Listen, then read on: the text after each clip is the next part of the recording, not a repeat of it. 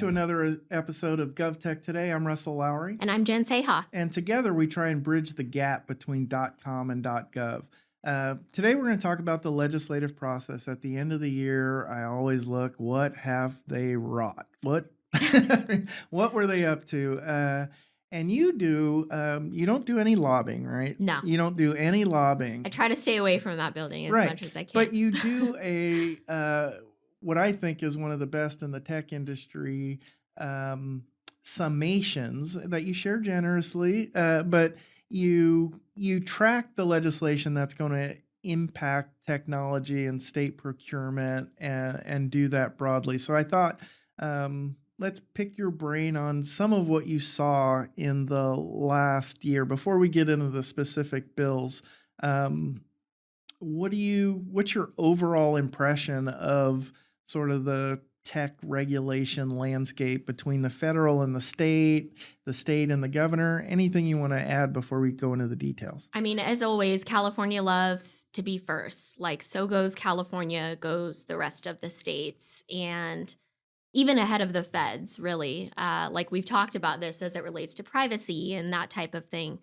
AI is super sexy right now, Right. All over the United States, in California especially, because we're the epicenter and we have Silicon Valley and we host all these AI companies in our backyard. So lots of AI bills in California, some awesome, some not so great, but some passed and some didn't as well. So when we think about AI, and I think sort of we see the explosion in the private sector, but I thought I detected between this kind of gap between the governor and the legislature. Some of the legislative leaders I would have put in the AI skeptical category. We got to rein it in and protect. Yep. And then you had sort of an approach from the governor and said, we can't get left behind. We want to lead on this and implementing regulations to allow departments to use it and move things forward. Is that an accurate summation? I think so. Yeah, I think so. Our legislature was very conservative and very, you're right, like, we have to control this. We need to protect ourselves from this. The federal government is at the other end of the spectrum where they're like, use it widely, use it all the time. And so I think our governor, shockingly, like, came down sort of in the middle, honestly, and was they listened to industry. They had a lot of discussions. And so I think what came out were a lot of measured initiatives on AI that sort of land us in the middle of where those two, our legislature and our federal government, have been. Well, maybe that's a good jumping off point to talk about some specific pieces of legislation. Maybe the biggest one, maybe the biggest in the country, SB 53 Wiener. Why don't you tell listeners who may not have been tracking this, what does SB 53 Wiener do? So the basis of that bill was really looking at how we as consumers of AI are protected from that AI and risk involved with that AI. There are risk reporting requirements, and all of these requirements really are on the LLM owners, on the model owners. So like an OpenAI or a Google. And it's really going to require those guys. A lot of them already do these risk assessments, but now they're going to have to report those risk assessments to the government for tracking on this. And there are transparency and safety requirements, right, that private industry doesn't always love. They want to keep their secrets to themselves. And this bill was a big compromise, really, on what's going to be required to be reported, what risks are going to be allowable, and what you're going to have to share as it relates to these large language models. Well, when the bill was first introduced, it seemed to be sort of, at least the articulation and presentation of it was a heavy-handed regulatory approach that we're going to hold them accountable for every bad thing that anybody ever does or uses the technology for. They're directly accountable, and it had no industry support. As Senator Wiener is wont to do, the perspective and the words on the bill changed, and the coalition grew and grew and grew. At the end of the day, uh, you had you had industry on both sides, both in support and opposition. Um, do you think that played into the governor's ultimate signing of the bill? Right. Absolutely. There's no way that this legislation would have been signed. And in fact, it was resurrected from the year before where this was tried and there was no compromise. So everyone really came to the table and decided this was something we could live with. This is something we already do. We're okay with sharing certain components of the secret sauce. So without industry being like, yes, we are okay with this, it probably wouldn't have been signed by the governor because it hasn't been signed in the past, right? We saw Right. something very similar to this that didn't have that compromise, didn't have that balance, and was vetoed. Right. And I take that for legislative guidance. People put a lot of work in, and because you can move something doesn't mean you should. It takes a little wisdom, and I spent a lot of time in that space. And that bill certainly got a ton of attention, but it wasn't the only bill. I'm thinking about AB 316 Krell, where a lot of the liability is still going to be determined in litigation and in courts. And uh, how did Assemblywoman Krell approach that sort of liability to say, how are we going to deal with this in other instances? Not the catastrophic Hmm. big things that SB 53 is involved in, but other harms that people may ascribe to AI. So the Krell bill really focuses on claims in court that you could make. And before you could actually claim this AI acted autonomously, it wasn't my fault, it was the AI's fault. And that is no longer allowed to be a defense for harm from an AI. And I think it's reasonable. Again, like you're not trying for perfection here. Everyone's never going to be happy with these things, but it's like a sense of reasonableness and a sense that we could comply with this. Less impact with this bill on state government because there's always a human in the loop in state government. That's been a very clear mandate from the governor and from our state leadership that AI will never make an autonomous decision without a human in the loop. But that's not the same for the rest of the world and how we use AI in our lives. So this bill sort of addresses that. Last year, one of the bills that passed was an AI Transparency Act. The legislature and the public are concerned.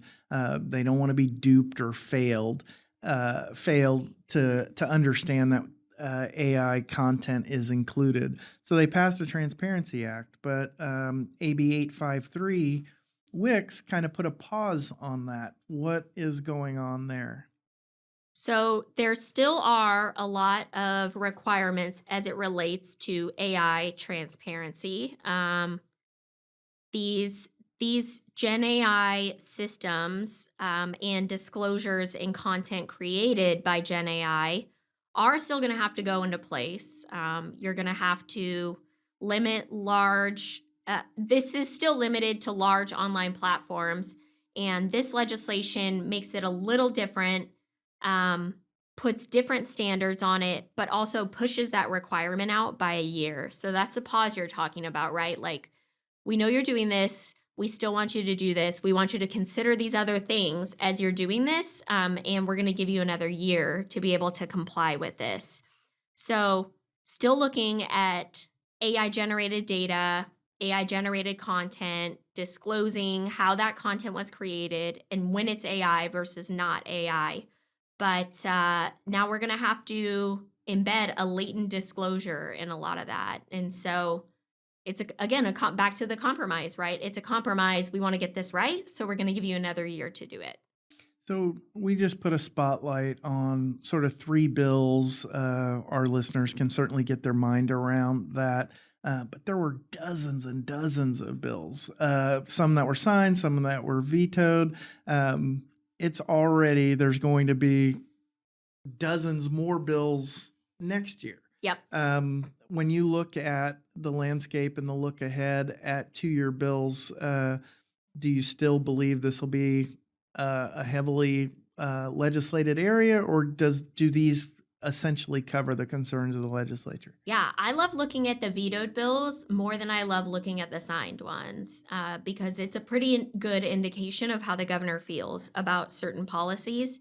So there were certain things that were just outright vetoed, things related to automated decision systems and their use in state government, and regulating those systems, digital replicas, false impersonation, liability on social media platforms, and things like that that were vetoed. There were also a lot of bills, as you mentioned, the first year of a 2-year legislative session. If it doesn't make it to the governor's desk this year, you can still bring it back up in January, which is right around the corner. And there were a number of bills, some related to training data, copyrighted materials, data center power usage, even down to election security. And there were a couple on automated decision systems and on zero trust architecture that I think will make another run at it in the new legislative session. My question, like at the foundation of every bill, is do we need a bill to do this? And like, even for the bills that are passed and signed, the answer is usually no. Like there's probably another way to do this, just like make the department require it or put it in a regulation or something like that. But for these big issues, I think we will continue to see a lot of AI bills. The caution in legislating AI, and you've heard me say this before, you've said this before too, is like this is moving incredibly fast. Right. Some of those bills that died even a year ago, you look at them now and the parameters in them are completely blown out by just the incredible pace of evolution as it relates to AI. So I get a little nervous when we start putting numbers or specifying sizes of LLMs in the legislation, because it's not just a rule that we can change. Like we'll have to run another bill to change it if it's in statute. Right. I remember they were discussing a regulatory change, and somebody thought it was very important that we be notified if AI was used in any facet or component of anything that was being delivered to the state. And here we are 2 years later, and it's unlikely that anything Yep. being delivered to the state doesn't have somewhere in the process AI, because No, I mean that it's ubiquitous. notification now, and again, you don't need a bill to do that. Just Right. make it a requirement of the contract process. Right. And they have actually, Oh. and it's funny. It's almost like, yeah, we're not even assessing every use of AI anymore. We're only assessing high risk uses because we can't possibly, like, we don't have the workforce, because you're right, it's in everything now. Right.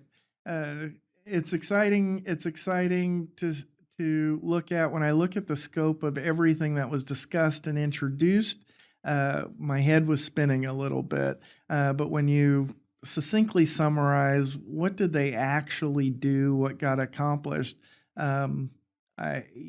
California isn't always associated with this, but it looks like a measured approach to regulation. Is that? I think so too. Yeah. Okay. Fairly center of the line.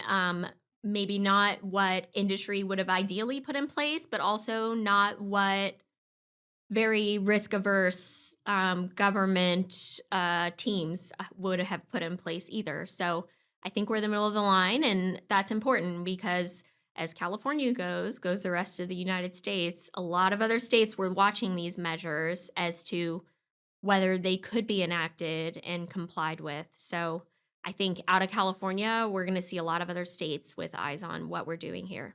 Oh, that would be a good place to end, but I do want to, I want one more question at least on something I've noticed, but the technology, procurement and interaction with the state part of the business, we deal with, you know, every major corporation in America is selling product to the state Yep. of California. But the interaction between those teams and the lobbying and the policy development teams seems largely disconnected in most I was going to of say, the what incidences. interaction? Right. Like, there's interaction? It seems largely disconnected, which is mind-boggling to me because I started and came from the legislative side. Sure. So I think of that just like falling out of bed.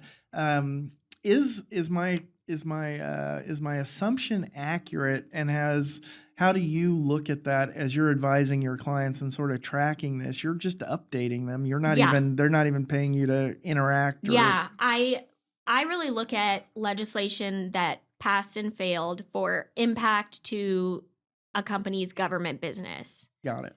And there isn't going to be based on these, right? Like, we're talking about LLMs. Unless you're, Microsoft or OpenAI, that isn't going to impact you. Like, you use those, but it's like way downstream impacts to you selling to governments. So that was sort of the summary, is like, there could be some stuff. There was some stuff that was, held over for the second year of the session, but direct impact to how we contract and how we procure in the state of California, we're not quite there yet when it comes to AI. And frankly, in California, a lot of that is left out of legislation, which is the beauty of it. Right. It's regulations, it's department policies, it's administrative processes. So in California in particular, we keep a lot of that, like how to do business with the state, out of legislation, for better or worse. It's not like that in every state, but we're thankful that it is in California. Well, thank you for sharing, for tracking everything so meticulously. And I think maybe for future episodes, if there's legislation or bills that impact the procurement stuff, or as some of these bills are moving through, maybe we can give our listeners a little spotlight a little earlier. Yeah, absolutely. Sounds good.